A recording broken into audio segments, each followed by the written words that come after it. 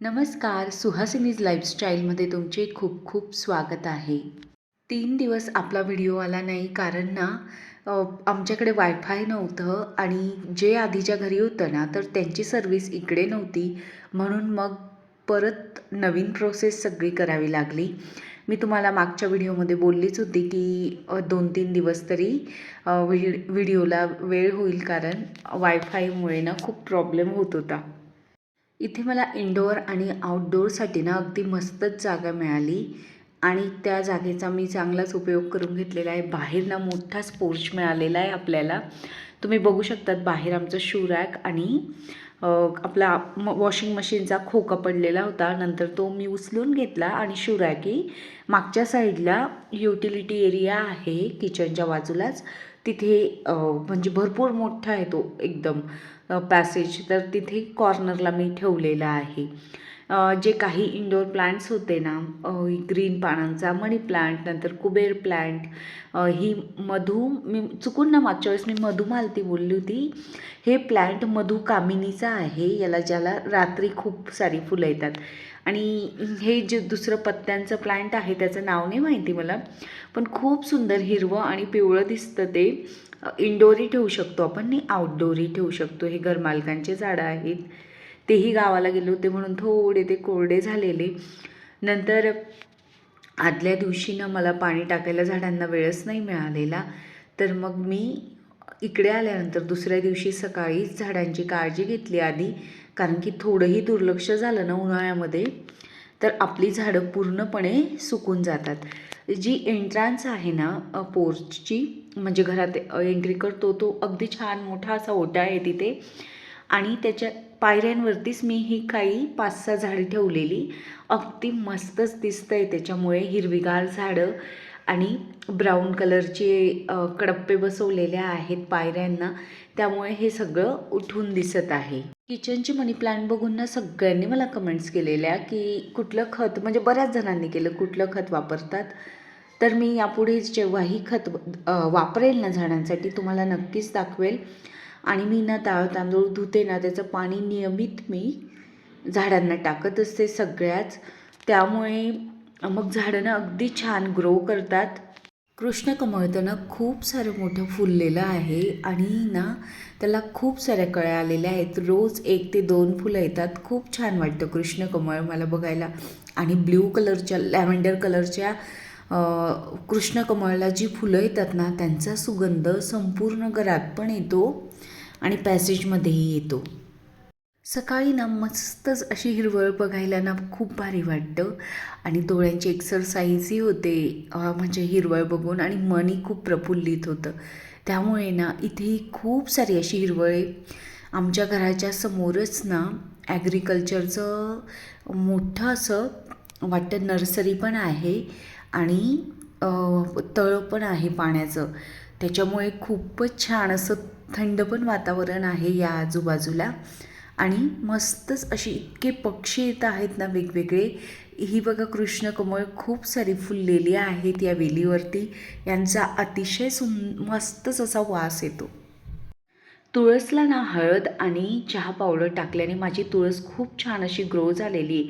तुमचीही तुळस सुकली असेल ना तर नक्कीच टाका. ही बाजूचीही थोडी सुकली कारण की ते काका काकू गावाला गेलेले होते बऱ्याच दिवसापासून, म्हणून मग ना पाणी टाकायलाच कोणी नसावं. हे कुठलं झाड आहे त्यांचं मला पण नाही माहिती. तर मला सप्तपर्णीसारखं वाटत होतं, पण नंतर वाटलं की नाही, हे जे आहे ना याचं नाव नाही माहिती. पण ज्यावेळेस मी घर बघायला आली होती ना त्याला इतकी सुंदर फुलं आलेली होती राणी कलरची. आता सुकून गेलेली आहेत ती फुलं. फारच अतिशय मनमोहक अशी फुलं होती. याचंही नाव तुम्हाला माहिती असेल तर जरूर मला सांगा. तुळस अगदी मस्तच झालेली आहे मी जेव्हापासून हळद आणि चहा पावडर टाकलेली. चहा पावडर ही कोरडीच टाकायची असते आणि आपण जी चहा बनवताना टाकतो ना तर ती जर टाकायची असेल तर स्वच्छ 4 ते 5 वेळेस पाण्याने धुवून घ्यायचं असतं आणि मग तिला सुकवून खत म्हणून वापरायचं. नाहीतर आपण जर ओली ओली चहा पावडर टाकली ना तर त्या झाडांमध्ये मुंग्या तयार होतात, कारण की साखरेचा गोडवा असतो आणि खूप झाडांना ना बुरशी पण लागते. नंतर म्हणजे झाडंही खाऊन टाकतात बरेच किडे. म्हणून चहा पावडर ही कधीही डायरेक्टली चहा गाळल्यानंतर ती झाडांना टाकायची नसते. हा जो बांबू आहे ना तोही मस्तच झालेला आहे. त्याला मी मोठ्या कुंडीत लावल्यामुळे तो मोठा झाला, मग मी तोही एंट्रीला ठेवलेला आहे. आणि हा दुसरा मनी प्लांट, कुबेर प्लांट. आपल्या मनाला ना प्रसन्नता द्यायची असेल ना तर नक्कीच झाडं थोडी तरी आपण लावायला हवी, कारण की त्यांचं जेव्हा काम करतो ना आपलं मन प्रफुल्लित होतं. मला ना माझ्या ना एक शेजारी होत्या, डॉक्टर होत्या. आमचं असं म्हणजे ना हॉलची जी गॅलरी होती, टेरेस, तर ते शेजारी शेजारी होतं. दोघांचीही झाडं ना माझे या लेफ्ट साईडला, त्यांच्या राईट साईडला. त्या डॉक्टर मॅडम जेव्हा चिडायच्या ना घरामध्ये, तर त्यांच्याकडे ना एक भारी आयडिया होती. त्या संपूर्ण झाडांना ना म्हणजे त्यांच्याकडे जो आपला विळा असतो ना झाडांना कोरण्यासाठी, कारण की झाडांची माती जर आपण कोरली तर त्यांना ऑक्सिजन मिळतो आणि त्यांची वाढ अजून छान होते. तर त्या राग जाण्यासाठी ना त्या झाडांची मातीनं संपूर्ण कोरून काढायच्या पूर्ण बागेची. आणि मला नेहमी लक्षात यायचं की आज या चिडलेल्या आहेत म्हणून झाडांची ना ते हे करतायत, माती कोरतायत. कारण की त्या बडबडी करत जायच्या खूप रागाने मुलांना किंवा त्यांच्या मिस्टरांना. पण भारीच होतं त्यांच्याकडे ही आयडिया की राग काढण्यासाठी त्या म्हणजे झाडांची मदत घ्यायच्या, त्यांच्या सान्निध्यात त्या जायच्या आणि त्याच्यामुळे त्या फ्रेश होऊन जायच्या. आपल्या घराची एंट्री ना अशी आहे बाहेरून. बाहेर मोठा पोर्च आहे, म्हणजे भरपूर मोठं आहे. खाली अंडरग्राऊंड पार्किंग आहे आणि वरती ओटा आहे. नंतर मला वॉशिंग मशीनना जोडून घ्यायचं होतं, कारण की कपडे धुण्यासाठी खूप गरजेचं होतं. मला ॲक्च्युली काढता आली होती नळी, पण जोडताना यायची नाही. सोपं होतं, पण ॲक्च्युली ते ॲडजस्ट करण्याचं म्हणजे टेक्निशियननाच जमतं. नंतर जेही कपड्यांचा पसारा होता ना तो भयानक होता. त्याला आवरायला खरंच खूप वेळ लागला. मला मुलींनीही खूप मदत केली. तनिष्काने कपाट रचलेले आणि उन्नतीने तिचे संपूर्ण कपडे ना एका बेडरूममध्ये, ह्या घराला 2 बेडरूम आहेत, एकाला तर मी स्टोअर रूमच करून टाकलेला आहे. नंतर संपूर्ण कपडे रचल्यानंतर ना सगळ्यात कठीण जातं जे शेवटचं असा बारीक जो लागणाऱ्या वस्तू किंवा न लागणाऱ्या वस्तू असतात ना त्यांचा. आपल्याकडे ना खूप पसारा झालेला असेल, कचरा असेल आणि आपण आवरायला काढतो ना तेव्हा न लागणाऱ्या वस्तूही निघतात, लागणाऱ्याही वस्तूही निघतात. नवीन शूज होते तेही मला ठेवायचे होते, काही मी पॅक करून आणलेले होते तेही व्यवस्थित स्वच्छ करून ठेवायचे होते. तर अशा वेळेस ना मग मी काय करते, सगळ्यात आधी ना मी काय केलं, डस्टबिन जे नवीन होतं ना माझ्याकडे ते मी बाजूला मागवून घेतलं. आणि आपल्याला न लागणाऱ्या आणि लागणाऱ्या वस्तूंमधलं खूप कन्फ्युजन होत असतं आणि पसारा बघून ना बऱ्याच वेळेस आपलं डोकंही हँग होतं. तर न लागणाऱ्या वस्तू आधी बाजूला सारायच्या, म्हणजे एखादी गोणी घ्यायची, पिशवी घ्यायची, त्यामध्ये टाकत जायचं. मग त्याच्यामुळे काय होतं, ॲटोमॅटिक चांगल्या वस्तू बाजूला निघतात आणि खराब वस्तू ह्या डस्टबिनमध्ये जातात.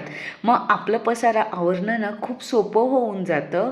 म्हणून नेहमी ना मी या गोष्टींचा अवलंब करते. नंतर फ्रीजही ना ह्या याच्यात ना फ्रीजची चावी काय झालं की माझ्याकडून पर्समध्येच टाकलेली होती, पण नेमकी ती पर्स मला सापडत नव्हती आणि ती माझ्या मिस्टरांच्या बॅगेमध्ये छोटीशी पर्स मी टाकून दिलेली. तर फ्रीज 3 ते 4 दिवस लॉकच राहिलं आणि त्याच्यामध्ये थोड्याशा 3-4 भाज्या होत्या. फ्रीजमध्ये बर्फ होता, तर डीप फ्रीजमध्ये, त्यामुळे ना खूप सारं पाणी बाहेर आलेलं आणि फ्रीज आतून थोडासा खराबच वाटत होता मला. मग मी पुसणार, पण मग उन्नतीला, मुलींनाही काहीतरी बिझी पाहिजे असतं स्वतःला, तर उन्नतीने संपूर्ण फ्रीज स्वच्छ केला.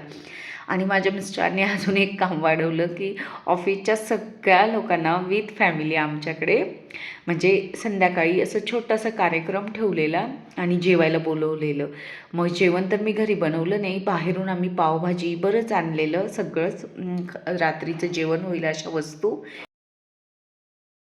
फ्रीज ज्या दिवशी पुसला ना त्याच दिवशी आमचा इथला बाजार होता, मग खूप साऱ्या भाज्याही आणलेल्या, कारण की कार्यक्रम होता तर पुलाव घरी करायचा असं ठरलेलं होतं. मग त्यात आणि नंतर ना ही कपाटं ना अगदी साध्या पद्धतीने बघा अशी रचलेली आहेत, ती मी तुमच्यासोबत शेअर केलेली. नंतर अगदी व्यवस्थित सिस्टमॅटिक रचणार. पण आता या सगळ्या वस्तू आत जाणं खूप गरजेचं होतं, म्हणून मग मी तुमच्यासोबत शेअर नाही केलं की कसे रचले का, म्हणजे रचताना नाही दाखवलं, कारण की तेही बघायला खूप बोर होतं. मी हा व्हिडिओ म्हणजे इतका खूप पसारा होता, भांडी तर इझिली रचली गेली, पण बाकीचं गोष्टी आवरणं ना खूप कठीण होतं. मग नंतर हॉलही स्वच्छ केलेला. हॉल खूप मोठा आहे, आपल्या आधीच्या घरापेक्षा ना इथला हॉल दुप्पट मोठा आहे. इथे ना एक टेबल दिलेला आहे हॉलमध्ये टी व्ही ठेवण्यासाठी. तर टी व्ही तर आम्ही काही आणलेला नाही, मग त्या टेबलचा काहीतरी छान असा उपयोग करायचा, त्याला डेकोरेट करायचं असं मी ठरवलेलं. टेबल रनर तर ऑलरेडी माझ्याकडे होतंच. हे ना मी अगदी जवळपास कोरोनामध्ये ना घेतलेलं असेल 300 रुपयाला. ऑनलाईन घेतलं होतं त्यावेळेस. आणि माझ्याकडे जेही पितळी वस्तू होत्या त्याने ना, आणि इंडोर प्लांट्स होते त्याच्याने मी अगदी जसं जमेल तसं डेकोरेट करण्याचा प्रयत्न केला, की हॉलमध्ये बघितल्यावर असं मन अगदी प्रसन्न व्हावं त्या गोष्टींकडे बघून. कधी वाटत होतं हत्ती समोर स्ट्रेट ठेवल्यावर चांगले दिसत आहे, कधी एकमेकासमोर ठेवल्यावर चांगले दिसत आहे. शेवटी मी असा ठेवण्याचा निर्णय घेतला आणि एक सोबतच हा मनी प्लॅन्ट ठेवला, आणि त्यानंतर मी राईट साईडला झेड प्लांट ठेवलेला आहे. अशा पद्धतीने हा छोटासा टेबल मी डेकोरेट केला. तुम्हाला कसं वाटलं तेही मला कमेंटद्वारे सांगा. आणि यापुढे ना आपले डेली रुटीनचे व्हिडिओ येतील. पॅकिंग, नंतर का सगळं सामान लावणं, हे सगळं आता भरपूर झालं. तुम्हालाही म्हणजे डेली रुटीनचे व्हिडिओ बघायला आवडतात, तर त्यामुळे मी उद्यापासून नक्कीच माझे डेली रुटीनचे व्हिडिओ शेअर करेल. अगदी छोट्या मोठ्या वस्तू ना आपल्याला खूप मन प्रसन्न करून जातात, आणि आपल्या आवडीनिवडीही यामुळे अजून डेव्हलप होत असतात. नंतर आपल्याला अजून प्रोत्साहन मिळत असतं या सगळ्या गोष्टींमधून, की छान वाटतं आहे, अजून एखादा कोपरा डेकोरेट करू. मला हॉलमध्ये ना थोडंसं अजून छान करायचं आहे. ज्यावेळेस करेल ना मी, त्यावेळेस नक्कीच तुमच्यासोबत मी हॉलची टूर शेअर करेल. तुम्ही सगळ्यांनी किचन टूरला भरभरून प्रतिसाद दिला. अगदी छान कमेंट्स केलेल्या आहेत. मी नक्कीच सगळ्या कमेंट्सला रिप्लाय करणार आहे. वायफाय नसल्यामुळे मी उत्तरच देऊ शकले नाही. तर तुमच्या सगळ्यांचे मनापासून खूप खूप आभार आणि धन्यवाद. हा व्हिडिओ मी आता इथेच थांबवते. भेटूया उद्या.